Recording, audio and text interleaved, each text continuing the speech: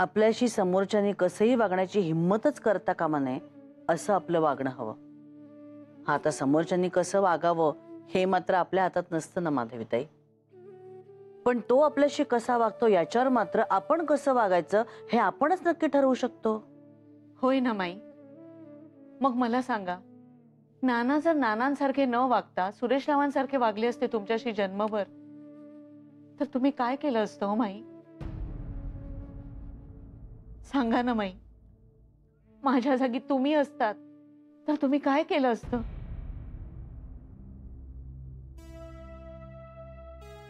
माधवीताई, अर्चनाच्या बोलण्यानं तुम्ही दुखावलं गेलेत हे आलंय माझ्या लक्षात. मी पुन्हा एकदा तुमची माफी. नाही माई, दुखावले गेले नाही मी. मेल्यासारखी पडले होते ना, ती जागी झाली. मेलेलं कोंबडं जसं आगीला भीत नाही ना, तसं झालं होतं माझं. यांनी कितीही घोर अपमान केले ना तरी काहीच वाटेनसं झालं होतं. मी सगळं नजरेआड करत होते, पण जगाला दिसतच होतं ना. म्हणून तर अर्चनाताई बोलल्या ना असं. आणि जगाला न दिसणारे हजारो अपमान झाले आहेत माझे गेल्या कित्येक वर्षात. लग्नानंतरची 1-2 वर्षच काही ती बरी गेली. नंतर मात्र यांची अरेरावी, मनमानी, लहरीपणा हेच धोरण होतं. संसार दोघांचा असतो ना माई, पण आमच्याकडे सगळा कारभारच एकतर्फी. मी कदाचित ह्यांच्या एवढी हुशार नसेन, पण सगळेच नवरा बायको गुणामध्ये तुल्यबळ असतात का हो? कमी जास्त असतातच ना. पण प्रेम असलं की ही कमतरता, उणेपणा खूपच नाही. पण त्या उणेपणावर कोणी तुच्छतेने बोट ठेवलं ना, जीवाचं पाणी पाणी होतं.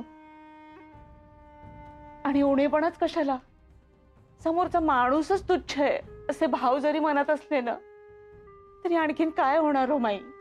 येता जाता डाफरणं, तुच्छ लेखणं, पाण उतारा करणं, मी म्हणेन ती पूर्व दिशा हेच धोरण त्यांचं. अंगावर कधी हात उचलला नाही, पण मनावर वरवंटा फिरवलाच. नोकरीत वर कमाईच्या चक्रातही मला स्वतःबरोबर गुंतवलं त्यांनी. सतत सक्त नजर असायची माझ्यावर. कुठेही मोकळेपणा दिला नाही. मोठ्या गोष्टी सोडाच, लहान लहान गोष्टीत सुद्धा आधार नाही दिला त्यांनी. आणि खरं सांगू माई, या लहान लहान गोष्टीतल्या देवाणघेवाणीतूनच संसार फुलतो ना. मी तुझ्या बरोबर आहे हे इतकं आश्वासनच हवं असतं संसारात, दोघांनाही. अगदी खरंय तुमचं माधवीताई. तुम्हाला सांगते, मला ना दातांच्या डॉक्टरांकडे जायची खूप भीती वाटायची. म्हणून ह्यांना म्हटलं चला बरोबर. ह्यांनी माझी खिल्ली उडवली. शेवटपर्यंत आले नाहीत बरोबर. तुम्हाला ही गोष्ट क्षुल्लक वाटेल, पण अशा छोट्या छोट्या गोष्टीतूनच प्रेम वाढत असतं ना. मला नाही मिळालं ते, फक्त घुसमटच झाली. ह्या सगळ्या वागण्यात माझं काही चुकलं का हो? तुम्ही माझ्या जागी असतात तर काय केलं असतं? माधवीताई, खरं म्हणजे तुमच्या प्रश्नाचं उत्तर फार अवघड आहे हो.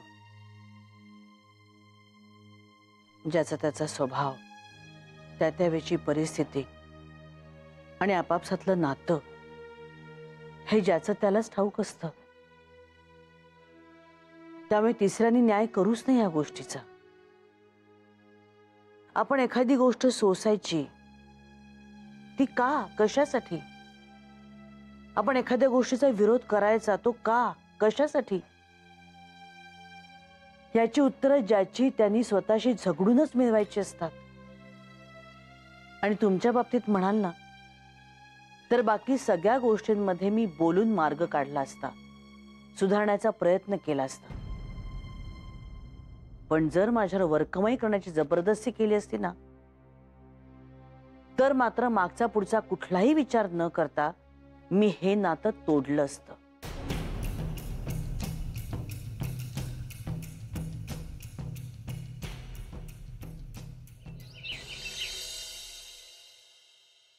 चला, आजची सकाळ एकदम निवांत आहे नाही? बरं वाटतं पण. नाही म्हणजे मला कामाचं तसं काही नाही हो, आणि सकाळची कामं माझ्यावर कुठे जातात, विजय आणि मेघनाच करतात सगळं. पण आपल्यावरच जबाबदारी असते ना. हो ना, मग आणि तेच तर महत्वाचं काम आहे. या हे काय आज इतका वेळ वॉक? आणि तुमची काय बुट्टी का? मला वाटलं तर माधवी त्यांना घेऊन जाशील वॉकला. नाही विचार होता, पण अहो उठायला उशीर झाला ना, मग काय. निमित्त मिळालं. नाही आज मला जरा उशीरच झाला जायला. मी वर आहे म्हटल्यावर साक्षी पल्लवी वर आले होते. मग काय गप्पा गोष्टी रात्री बराच तावडीत सापडलो होतो त्यांच्या. हो, तुम्ही त्यांच्या तावडीत सापडलात की ते तुमच्या तावडीत सापडले? भरपूर ज्ञानामृत पाजलं असणार त्यांना तुम्ही. घ्या, इतकी वर्ष ज्ञानामृत पाजून काही फरक पडलेला नाही. पालथ्या गाड्यावर पाणी. अहो संजीवनी बाई, ज्ञानामृताचा फक्त एक थेंब पुरेसा असतो. उत्साहाने जरा जरी मर्यादा ओलांडली ना तरी अमृताचं विष होतं लगेच. काय कळलं का? कळलं कळलं. धन्य झालो आम्ही. कान पिरगायलात म्हणून बरं झालं हो. खुश? काय काय तरी काय. बरं काय माधवी ताई, शांत झोप झाली ना? अगदी छान लागली. गुड. म्हटलं ना, माहेरपणच चाललंय ना माझं, त्यामुळे शांत झोप लागली होती. पण तुमच्या ज्ञानामृतासारखंच आहे. हा, म्हणजे माहेरपणाची गोडी सुद्धा थोडक्यातच. निघते आता मी.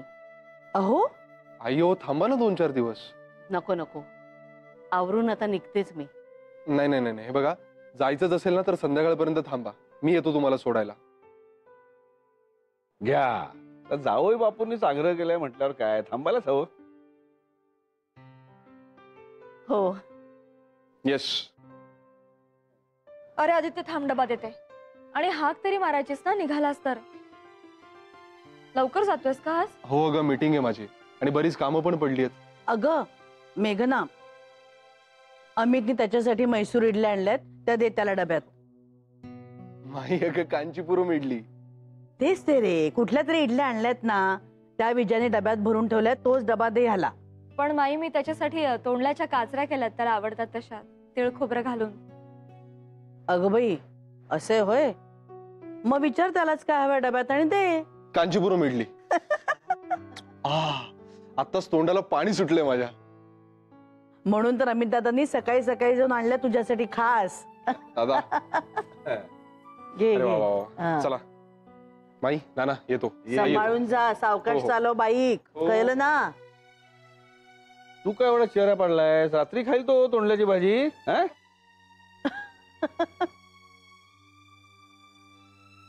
एवढं काय नाराज व्हायचंय त्यात? जा जा, त्याला बाय करून ये. हे असं चाललेलं असतं आमच्याकडे.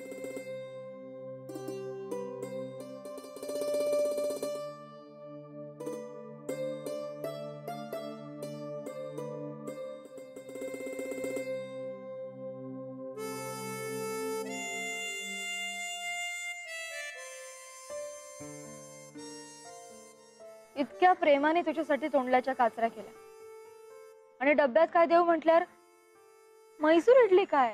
अरे पण दादाने पण प्रेमानेच आणल्या होत्या ना. भाजी रात्री खाईन.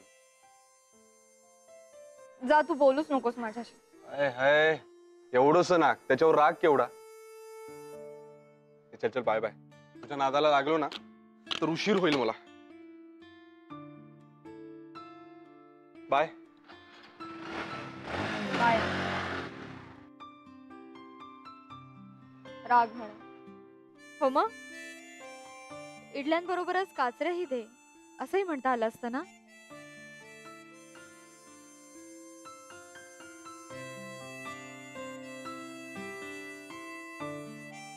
रोज टाटा बाय बाय करायला येतेस का ग? हो, घरात असले की येतेच. आम्हा दोघांनाही चैन नाही पडत.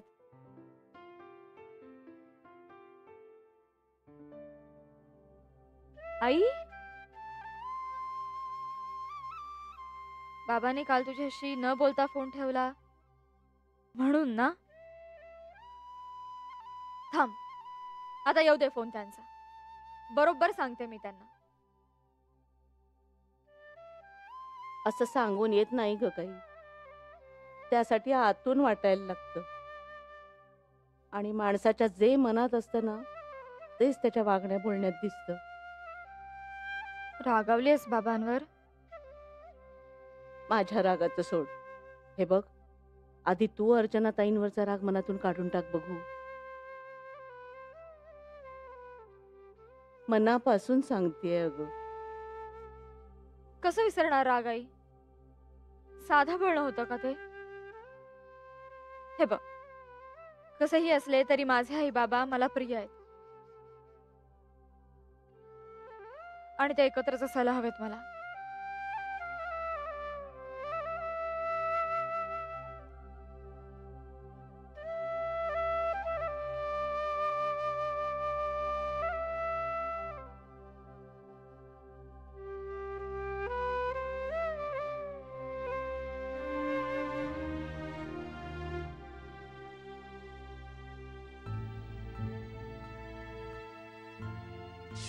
असं सांगून येत नाही ग काही. त्यासाठी ना आतून वाटायला लागतं. आणि माणसाच्या जे मनात असतं ना तेच त्याच्या वागण्या बोलण्यात दिसतं.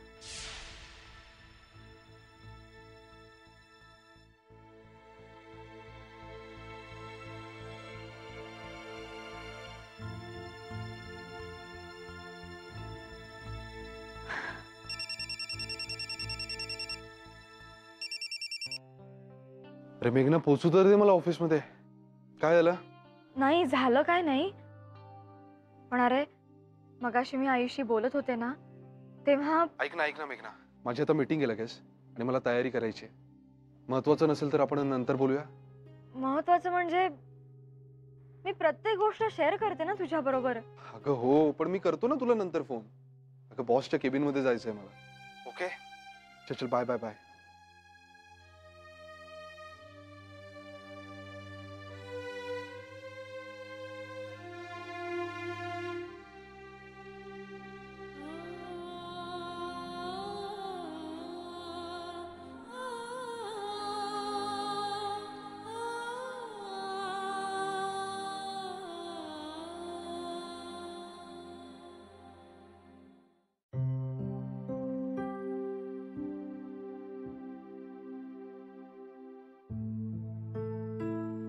ए माई, काय ग? मेघना मेघना बहुतेक चिडली आहे ग माझ्यावर. हो बहुतेक. पण तू सुद्धा ना जरा गोडीनं घे आता. उगीच अवडंबर करू नकोस त्या गोष्टीचं, कळलं ना? अगं तिच्या बाजूने विचार कर ना जरा. अगं केला म्हणून तर काकूंना त्या सांगत होते ना की. या या या, चहा घेताय का? नाही नाही नको. बसा बसा. काय करताय? काही नाही, गणपती गेले मग आता डेकोरेशन काढू की नको विचारायला आले माईला. आई, आदित्यचा फोन होता. त्याला यायला थोडा उशीर लागेल, थोडं काम आहे. तर तो म्हणाला की मग जेवण झाल्यानंतर निवांत जाऊ तुला सोडायला. अगं नको ग, उगाच काय त्यांना त्रास देतेस. मी जाईन ना. अगं आई, त्रास काय त्यात? आणि काय घाई आहे तुला? थांब ना जरा, आपण जाऊया ना निवांत जेवणानंतर. अहो घाबरू नका, मी काय तुम्हाला आज पण राहा असं नाही म्हणणार, पण जेवून जा असा मात्र आग्रह नक्की करे ना. बर. हा. आणि तुम्हाला इथे बरं वाटतं ना? खूप बरं वाटतंय. बस मग काकू, ते खरं महत्वाचं. चला गप्पा मारत बसू नका, कामाला लागा. चला चला पळा. अय्य हो. पण मदत कर. हो कर कर. नक्की नको ना चहा तुम्हाला? अजिबात नको.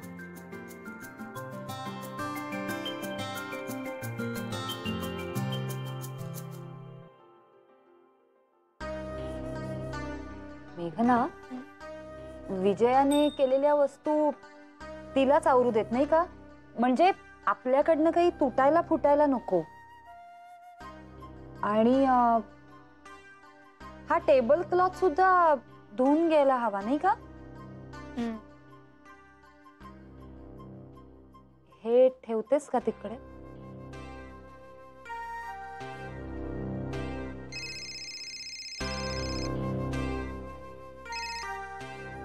हॅलो बाबा. अगो बाई, बाबा कुठे आहात तुम्ही? कसे आहात आणि कधी येणार आहात मला सांगा. हो हो हो आई ना, हो आहे, इथेच आहे. देऊ का तिला? बरं. आलेच मी. अहो माधवीताई, आई आई हो हो देते देते. आई आई अगं.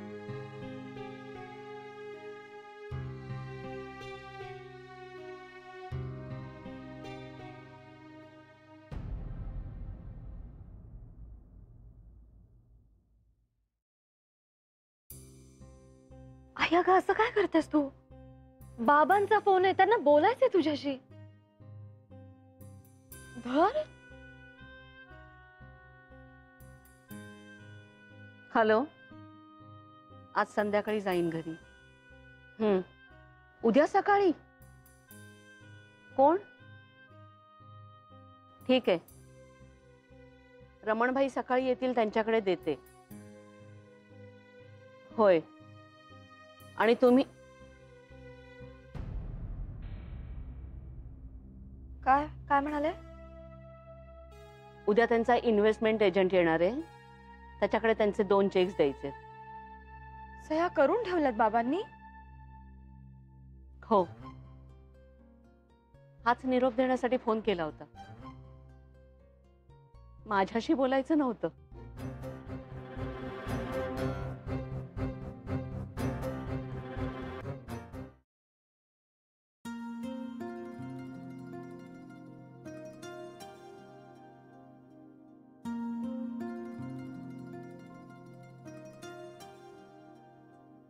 येते हा माई. तुम्ही खूप आग्रह केलात म्हणून आले. खरं तर इथे येताना खूप अवघड वाटत होतं, पण इथे आले आणि खूप बरं वाटलं. तुमच्या आग्रहाची किंमत कळली. पुन्हा पुन्हा तुम्हाला सांगते, मेघनाला सासर मिळालं आणि मला माहेर. म्हणजे काकू आता आपण दोघीही माहेर वाशिणी काय? हो, अगदी खरंय. म्हणून तर तुम्ही मनातलं बेधडक बोललात ना.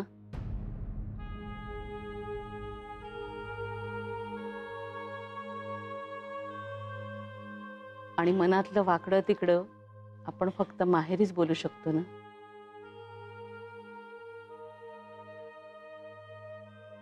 हो ना. मग या आता नक्की स्वतःहून. आग्रह करण्याची वाट बघू नका. नक्की येईन. चला निघायचं. हो.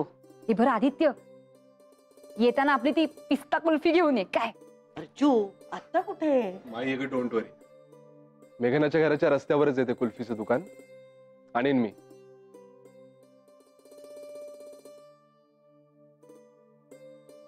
पण जावई बापू, मी घरी जात नाहीये.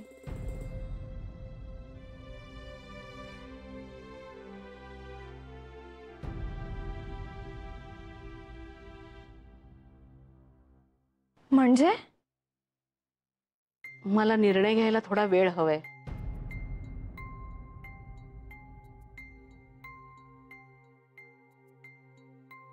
मीनाताईकडे जातेय मी.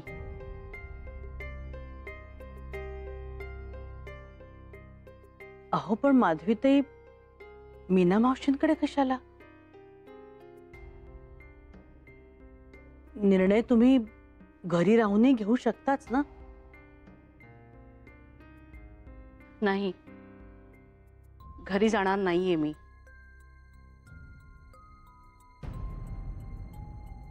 दोन दिवस मीनाताईकडेच राहणार आहे आणि निर्णय झाला की कळवीनच मी तुम्हाला.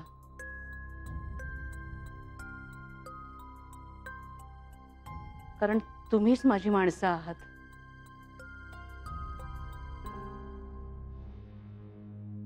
येते.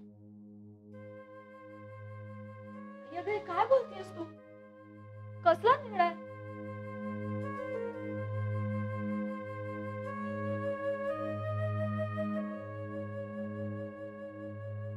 नाही, कसला निर्णय घ्यायचा आहे ग यांना?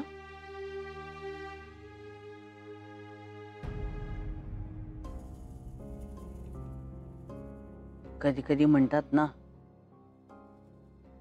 करायला जातो एक आणि होतं एक. त्यातला प्रकार आहे सगळा.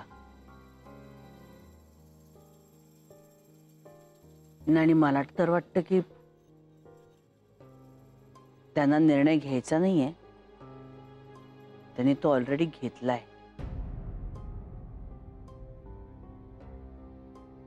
बापरे, हे सगळं माझ्यामुळे होतंय नाही.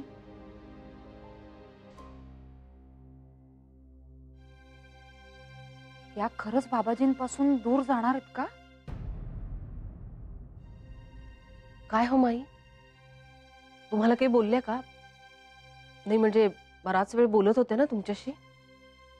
विचारत होत्या मला, नाना तुमच्याशी असे वागले असते तर काय केलं असतं तुम्ही?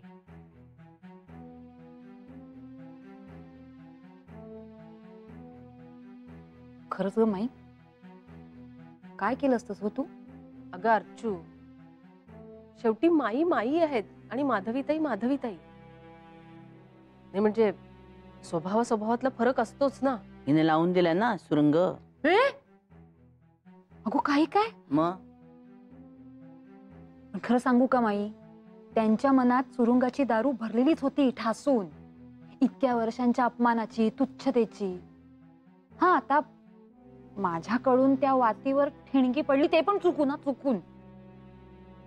आता ती वात विजतेय का त्याचा स्फोट होतोय, देवच जाण. पण एनिवेज त्यांच्या मनात ही खळबळ निर्माण झाली ना, तर बघा माई, यातून ना काहीतरी चांगलंच निष्पन्न होईल. अगं हो, समुद्र मंथनातून जसं अमृत बाहेर येतं तसं विषही येतं ना, नाही का?